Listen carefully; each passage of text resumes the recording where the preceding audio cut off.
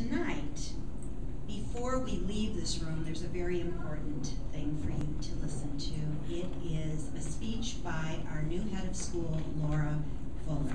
And I look forward to Laura's remarks tonight because every time I hear her speak, I'm just continually impressed and warmed with her insights as an educator and as a parent. Laura Fuller. Thank you very much. It's been a long time since I had a preschooler.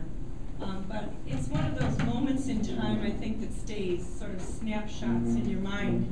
It's indelible because it's the first time they go off to school, and it's often the first time that they have another adult who really influences them. And I remember those feelings and wondering what that would be all alike for my child, especially my oldest, because you cut your teeth on your oldest one. He would absolutely agree with that. So I thought I'd share a little bit about myself with you as a parent. It's sort of a revealing look to my time raising. Well, I have two of them almost raised. My oldest one is raised. My middle one should be almost raised, but he's not quite. He's working on it. My husband's laughing in the back of the room because he knows what I'm talking about. And then we have four more. So we have two ninth graders, which is an interesting time in life. And then we have a girl in the 6th grade who runs the whole show.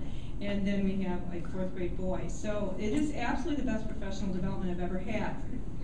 But I thought tonight I'd bare my soul a little bit for you because I think that's always a good thing to do when you're first meeting somebody. Just rip it open, expose yourself, make sure that they know that you understand everything that they're going through.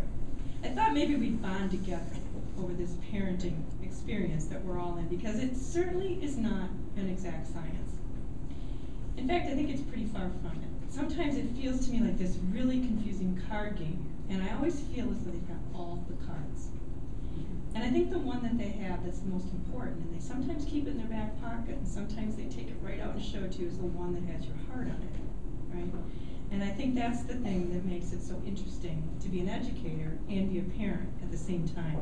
So I've said to many, many people along the way, my 6 children are absolutely the best professional development I've ever had. They are all remarkably different from each other and unique in their own way. We have academicians, we have athletes. I don't know if we have a musician. We're not doing so well with the musicians. It's going now.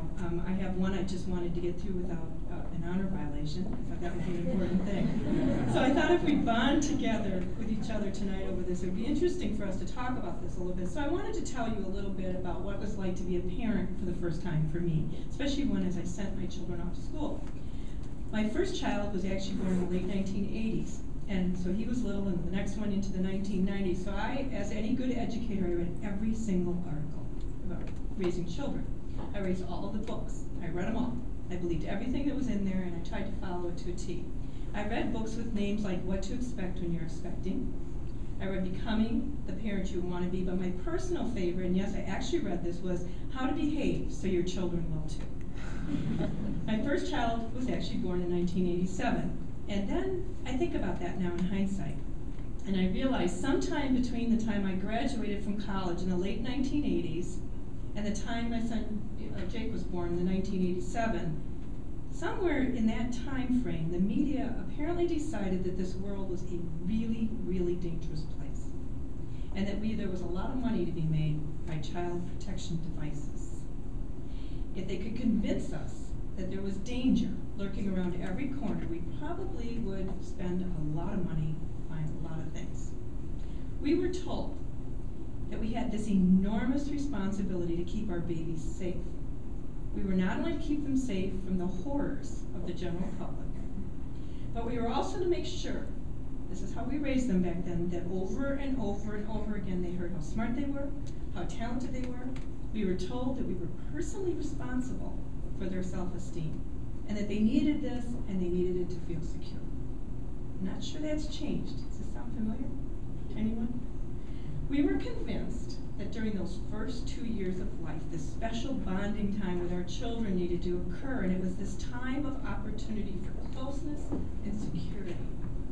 And we were also convinced that if we missed this opportunity, we would undoubtedly raise paranoid, insecure adults who would never hold down a job. We also were told that neuronal connections, seriously, I remember reading this stuff in one of these books, were formed permanently at this time. And we were told that no amount of nurturing later on was going to overcome any slip on our part during this vulnerable time. We were told that there were wide gaps between brain cells and that no amount of love or nurturing, again, could overcome any lasting permanent damage. We were also told that if we were to play opera or symphony music, true story, close to our stomachs while we were pregnant, that we would raise little Mozarts or Beethoven. I think they had a glue-like material. You could actually sort of glue it on. I resisted that, but I believe that was on the market. And at the very same time, we also were told that if they would listen to classic music, they would be guaranteed of being fluent readers by the time they were 3.5. Again, a window of opportunity that none of us wanted to risk missing. I was told my baby needed to be with me all the time. I carried him day and night. I created every sleep disorder known to man in my oldest child. He still doesn't sleep all that well, but luckily he's not at home anymore where he's bothering us with it. So it went on, and as I said, the child safety device industry absolutely flourished during those times. We rushed out to buy the right car seat. I remember, honestly, this is a true story, I went to the police department with the car seat so they could show me how to put it in and check that I was buckling it in just the right way. The Volvos and SUVs were walking off the market because they were the safest vehicles for our children. And you remember when they told us that baby slats on the crib could only be a certain distance apart? I was obsessed with that. I measured the slats. I made sure that they were just the right width apart. And then at some point it dawned on me, he couldn't move. He wasn't moving anywhere. I had him all bundled up really tight in a little football hold, because that's how we were supposed to do it, on his side because he flipped on his stomach or his back. That was it. We worried about things like SIDS, we worried about DPTs, TSSs, HIV, AIDS, and then, of course, MRSA. And, of course, the baby monitors were walking off the shelves. I listened to every breath that came out. So what was the grandest hoax of all? I think the biggest hoax of all was the fact that we parents were actually responsible for their self-esteem. Well, I took to that one. I took that one like a fish in water.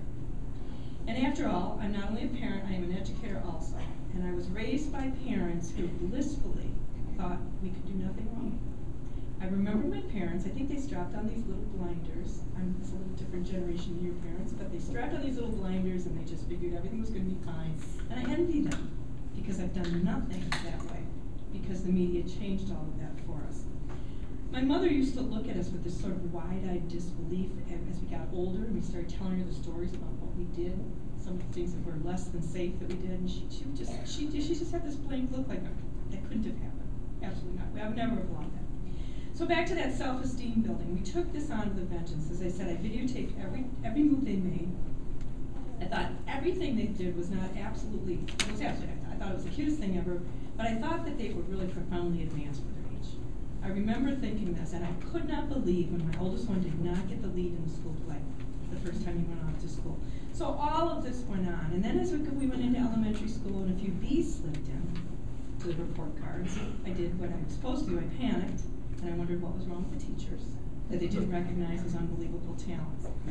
I like to say that somewhere along 5th grade I realized Harvard was gone, and that we were actually dealing with this really interesting, funny young man, and he was not going to go to an Ivy League school, and you know what, that was going to be just fine. Now that's not to say that some of your children will not go to Ivy League schools, because we know that we're really good at that at USM.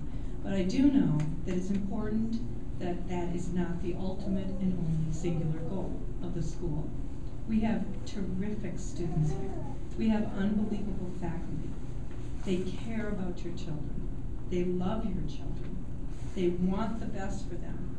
They want every one of them to do their own personal best. Not necessarily the best in your mind, not necessarily on the same time scale that you might think you have. I once heard a speaker when I was out, she actually traveled the educational circles, and she said, you know what the problem is with parents?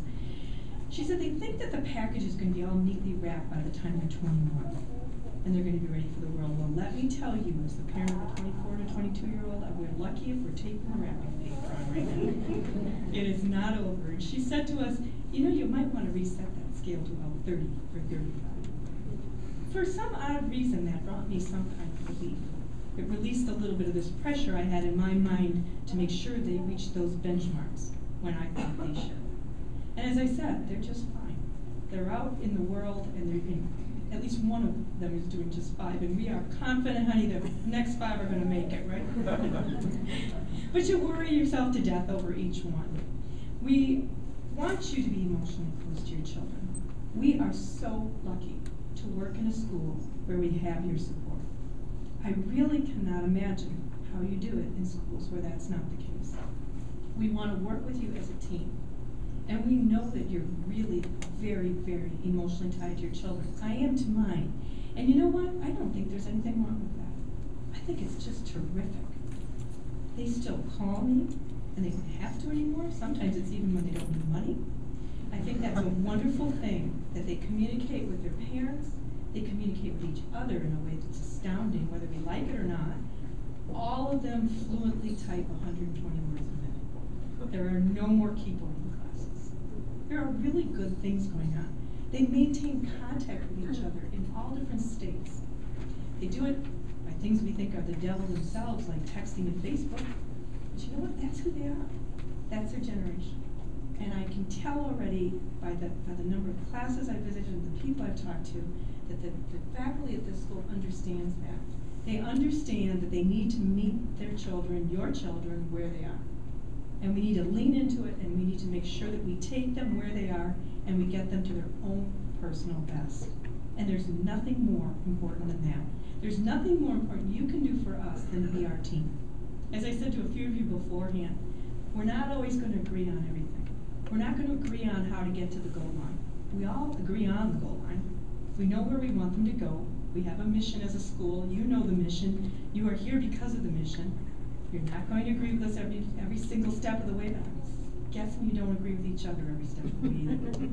So if you can let us sort of be a local parentis with your children, know and trust that we care about them and we want the very best for them, and we're going to do everything possible to get them to that finish line. And that finish line is so much more than just academic. It's emotional, it's social, it's physical, and there are artistic needs that they have, and this school, better than any in any area I've been, meets those needs for your children. And it meets them individually. Our job is to make exceptions. Isn't that a wonderful thing? And that's what I love about independent schools.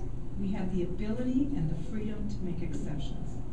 Within guidelines, we can look at each child's individual needs, and we can make sure that they get to where they need to be. So I will end with this.